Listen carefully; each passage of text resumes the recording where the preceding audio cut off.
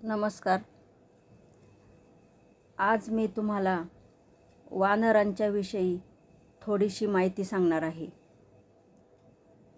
ती मी अरण्य ऋषी श्रीयुत मारुती चितमपल्ली सरांच्या मुलाखतीमध्ये ऐकलेली आहे.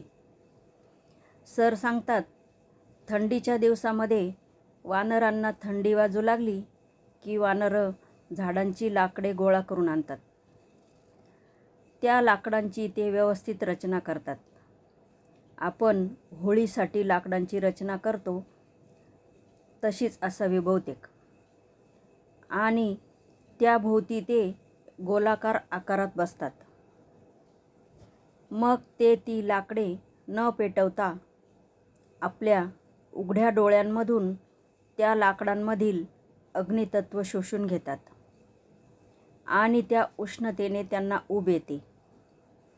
मग नंतर ती उरलेली लाकडे जी असतात त्यावर कितीही रॉकेल, पेट्रोल, डिझेल टाकलं तरीही ती लाकडं जळत नाही.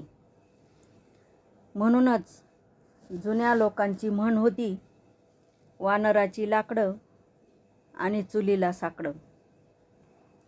आहे ना गंमत? सर जंगलामधील खूप अशा अद्भुत गोष्टी सांगतात. गोष्टी ऐकताना मन मंत्रमुग्ध होऊन जाते. धन्यवाद.